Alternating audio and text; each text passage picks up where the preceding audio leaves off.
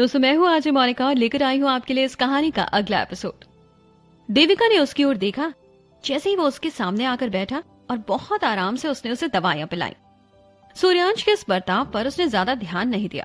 उसके भोलेपन में उसे ऐसा ही लगा जैसे वो ईमानदारी से अपना आभार चुका रहा था। जन्म से लेकर उसके 20 साल होने तक वो वहीं उस अंधेरी पहाड़ियों में छिपी विला में पली बढ़ी थी। एक छोटी बच्ची से एक जवान लड़की तक उसने अपना जीवन वहीं गुजारा था। उसे बाहर की दुनिया के बारे में कुछ सीखने समझने का मौका ही नहीं मिला। दूसरों से कैसे घुलना मिलना है ये उसकी समझ के बाहर था। उस वक्त केवल बहुत सारी मेडिकल नॉलेज से भरी हुई मेडिकल की किताबों से उसे ज्ञान मिलता था।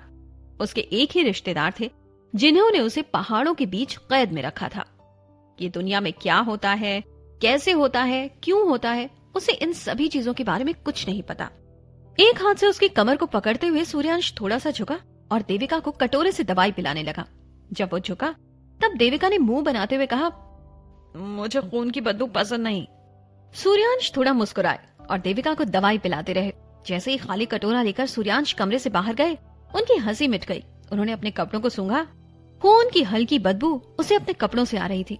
उसने ये ध्यान रखा कि वो अपने कपड़ों पर खून की छींटें आने नहीं देगा। ऐसा लगता है कि अगली बार से मुझे पहले नहाना होगा, सूर्यांश ने अपने आप से कहा। एक तुच्छ हंसी उसके सुंदर चेहरे पर वापस आई। उसकी काली आंखें इतनी गहरी जिनमें कोई भावनाएं नजर नहीं आ रही थी। अगली सुबह राज्य में ये खबर आग की तरह फैलने लगी। पिछली रात सी ऑफ फ्लावर्स से महल लौटते समय राजकुमार तरुण और उनके साथी लोगों पर एक रहस्यमय हमला हुआ। उनके सभी सैनिक मारे गए। राजकुमार तरुण और उनके दुश्मन के बीच एक युद्ध हुआ और वो सिर्फ खुद की और अपने साथ एक लड़की की जान बचा पाए। इस घटना से खफा महाराज ने इस पर कड़ी जांच होने का आदेश दिया और मुजरिमों के पकड़े जाने पर इनाम के तौर पर एक बड़ी रकम रखी। राज्य में चहल पहल मच गई। इस घटना के बारे में सभी बात कर रहे थे। सभी को पता है कि राजकुमार तरुण की शादी मौर्य महल की देविका से होने वाली थी। लेकिन उस रात जब राजकुमार पर हमला हुआ तब जिस लड़की के साथ वो थे वो देविका नहीं, कोई और था। इसका मतलब ये था कि वो किसी और के साथ सी ऑफ फ्लावर्स देखने गए थे। देविका किसी तानाशाह से कम नहीं थी। सभी को पता था कि मौर्य महल की ये जवान लड़की बहुत ज्यादा घमंडी थी, जो हर दिन राज्य में परेशानियां खड़ी करती थी। लोग ये सोचने लगे कि राजकुमार तरुण पर हुए हमले के पीछे देविका का हाथ था। आखिरकार वो किसी और लड़की के साथ बाहर गए थे। कोई सामान्य औरत ये सह नहीं सकती और देविका जैसी लड़की तो बिल्कुल भी ये बर्दाश्त नहीं कर सकती। पहले ही सुबह से मौर्य राज्य में हड़कंप मच गया था। राजकुमार तरुण देविका का बर्ताव सह नहीं सकते थे और इसीलिए वो किसी और लड़की के साथ बाहर गए थे। देविका को इस बात का पता चला और उसने मौर्य सेना को राजकुमार तरुण और उस लड़की की हत्या करने के लिए भेजा था। राज्य में अफवाहें फैलने लगी जैसे कुछ लोगों ने खुद उस पूरी घटना को देखा हो। अगले ही दिन महाराज की ओर से आदेश आया जिसमें देविका और राजकुमार तरुण के बीच हुई सगाई को तोड़ने की बात कही गई।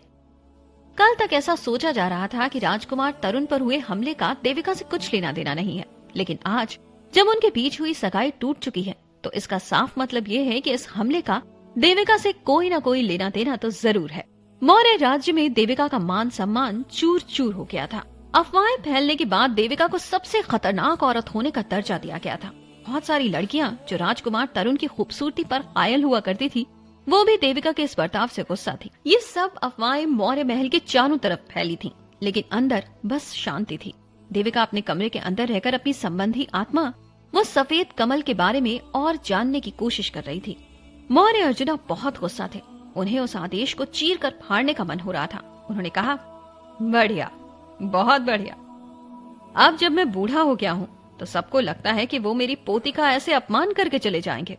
गौरव ने उन्हें पहले घटी घटनाओं के बारे में बताया था। उन्हें ये लगा था कि महाराज से आदेश जल्द ही आ जाएगा, लेकिन उन्हें ये नहीं लगा था कि आदेश ऐसे वक्त पर आएगा। ये आदेश आने की वजह से और अफवाहें फैलेंगी जिससे ऐसा लगेगा कि राजकुमार तरुण पर हुए हमले के पीछे देविका का ही हाथ था। हालांकि मौर्य अर्जुना को पता था कि उनकी पोती घमंडी थी, लेकिन वो किसी को भी जान से मारने की कोशिश नहीं कर सकती थी और वो इस पूरी घटना के दौरान घर पर ही थी। उसने घर के बाहर एक कदम भी नहीं रखा, तो वो कैसे राजकुमार तरुण पर हमला करवा सकती है। इन अफवाहों ने मौर्य सेना को भी बदनाम कर रखा था, ऐसा कहकर कि देविका ने उनकी मदद ली थी राजकुमार पर हमला करने के लिए। लेकिन ये कैसे मुमकिन है? मौर्य अर्जुना के लाड प्यार के बावजूद उन्होंने कभी देविका को मौर्य सेना के संपर्क में नहीं आने दिया था। हालांकि मौर्य सेना उनकी खुद की सेना थी वो बहुत ही ईमानदार और सख्त इंसान थे। वो कभी भी देविका को उनकी सेना पर काबू करने नहीं दे सकते थे। तो देविका के सेना से मदद लेने की बात पैदा ही नहीं होती। वो सेना को कुछ भी करने का आदेश दे नहीं सकती थी। राजकुमार तरुण अभी भी पूरी घटना से डरे हुए थे। इस बीच ये आदेश भेजकर लोगों को ऐसा ही लग रहा था कि हमले के पीछे मौर्य महल का हाथ था। इसकी वजह से मौर्य महल पर एक काला धब्बा पड़ गया था। गौरव मौर्य को ये बात हमेशा खटकती रहती थी कि वो अपाहिज हैं और इसके कारण वो अपने परिवार को सुरक्षित रखने के लिए कुछ भी नहीं कर सकते थे।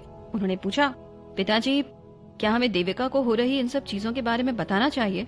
मौर्य अर्जुना ने कहा, तुम उसे कुछ भी नया बता सकते हो। तुम उसका गुस्सा जानते हो। क्या लगता है तुम्हें, गुस्से में आकर क्या करेगी वो? और तो और वो अभी पूरी तरह से ठीक भी नहीं हुई है। महाराज ने मुझे राजकुमार पर हुए हमले की जांच करने को कहा है। मैं सच्चाई सबके सामने लाकर रहूंगा और देविका के ऊपर लगे सभी आरोपों को मिटाकर रहूंगा। इतने सालों तक वफादारी से अपने देश की जो सेवा की थी, उसके बदले उन्हें क्या मिला?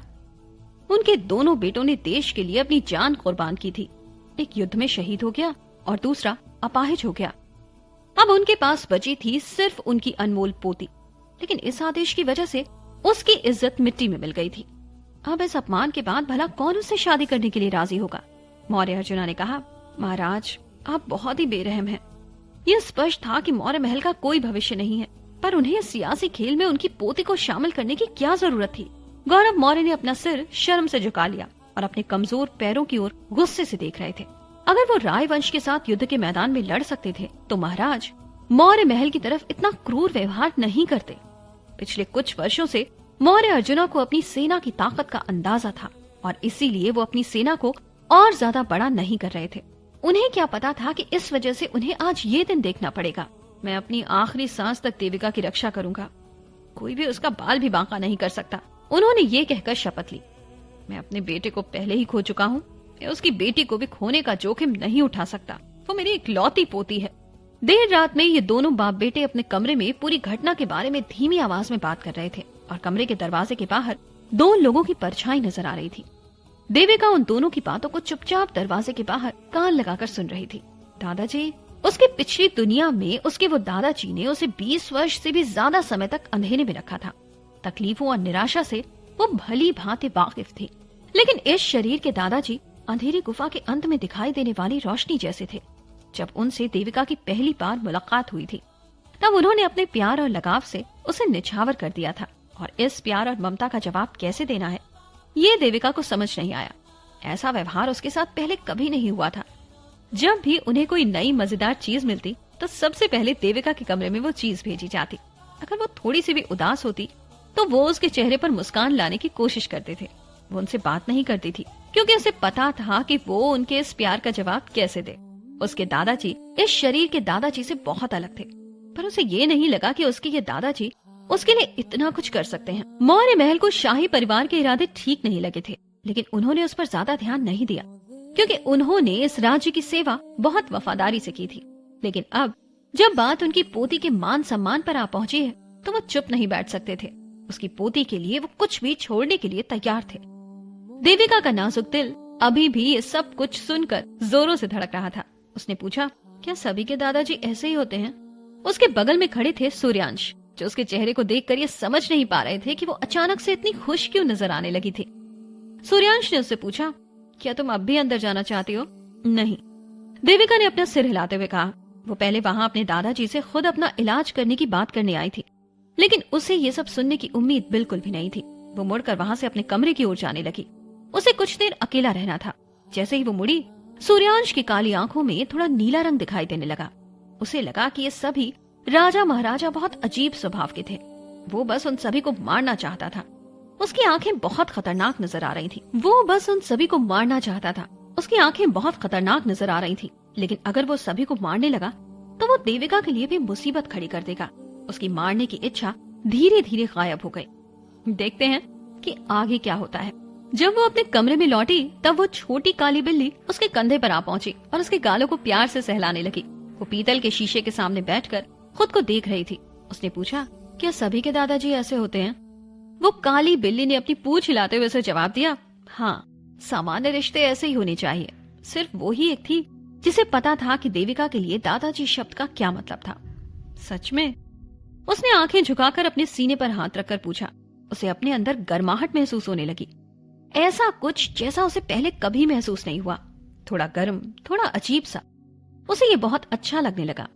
सूर्यांश ने उससे एक बार पूछा था कि क्या वो राजकुमार तरुण और तेजश्री के अपमान से गुस्सा थी। उसके दिल में यही जवाब था कि वो गुस्सा क्यों हो। उसके लिए इस शरीर के अतीत से उसका कोई लेना देना नहीं है। मौर्य महल का भी उससे कोई रिश्ता नाता नहीं था, तो उसे किसी भी बात पर गुस्सा होने की जरूरत नहीं थी। लेकिन अब हालात कुछ अलग थे। देविका की आवाज उसके मन में गूंज रही थी। अपनी दवाइयां वक्त से खाने के लिए बार बार कहना, जब वो उदास थी तब उसे हंसाने की कोशिश करना, ये सभी उसके लिए नया था। वो मेरे दादाजी हैं। शीशे में दिख रही लड़की मुस्कुराते हुए बोली, ऐसी मुस्कान जो बर्फ पिघला दे। भगवान ने उसे एक नई जिंदगी दी थी, एक ऐसी जिंदगी जहां उसे एक मौका मिल रहा है वो सब कुछ महसूस करने का कि कैसे लगता है जब उसे कोई प्यार करता है, कैसे लगता है जब उसकी कोई परवाह करता है। वो अपनी इस नई पाई हुई खुशी को किसी को भी छीनने नहीं देगी। उसने कहा, मैं मौर्य महल, अपने दादाजी और अपने आप को किसी के हाथों चोट नहीं पहुंचाने दूंगी। पहले कुछ भी उसकी चिंता के लायक नहीं था, लेकिन अब सभी चीजें बदल गई थी। मौर्य महल दलदल में डूबता जा रहा था और उसे सुरक्षित रखने के लिए उसे कुछ कड़े फैसले लेने होंगे। ये सब इतना आसान नहीं होगा। अपनी रिंग फिंगर की ओर देखते हुए उसने पूछा, आखिर में तुम क्या हो मेरे सफेद कमल? हल्की रोशनी उसके उंगलियों से फिर एक बार निकली और वो सफेद कमल फिर दिखाई देने लगा। वो काली बिल्ली जोर से अपनी पूंछ हिला रही थी, जैसे वो उस कमल की ओर देख रही थी। उसने पूछा, क्या आपको कोशिश करके देखना है कि ये चीज क्या कर सकती है? उसने उस सफेद कमल को अपनी हथेली पर रखा और धीरे से उसे छू कर देखा। पूरे कमरे में एक मीठी खुशबू फैल गई। इसकी खुशबू कितनी अच्छी है, उसने उस कमल को सूंघते हुए कहा। किसी तरह जब वो उस खुशबू को सूंघती थी तब उसे ऐसा लगता था कि जैसे उसके शरीर के अंदर खून बहुत आराम से बह रहा हो और जैसे उसका उससे कोई रिश्ता हो। इस कमल की खुशबू बहुत अलग है, इसकी खुशबू बहुत अच्छी है और इसका असर उसके खून के बहाव पर भी पड़ रहा था। शायद इसके और भी फायदे हों। जैसे ही वो एक पेटल को खींचने की कोशिश करने लगी तभी उसे एक आवाज सुनाई दी, आउच, दर्द हो रहा है मुझे। धीमी छोटे बच्चे जैसी आवाज उसे सुनाई दे रही थी। जब थोड़ी धुन कम होने लगी तब एक छोटा बच्चा जमीन पर अपने हाथ को रोते हुए पकड़े बैठा था। वो देविका की ओर उदास होकर देख रहा था। इस बच्चे की अचानक हाजिरी ने उस काली बिल्ली को बहुत डरा दिया था, जिससे कि वो लगभग नीचे गिरने वाली थी। देविका उस छोटे दूध जैसे सफेद, बिल्कुल किसी गुड़िया जैसे दिखने वाले बच्चे को जमीन पर बैठा हुआ देखकर हैरान थी। उसके गले के आसपास एक छोटा कपड़ा बंधा हुआ था, जिस पर एक चमकीले सफेद कमल का डिजाइन बना हुआ था, जो बिल्कुल उसकी संबंधी आत्मा जैसा दिख रहा था। तो आज के इस एपिसोड की कहानी यहीं तक। अगले एपिसोड के साथ फिर मिलती हूँ आपसे।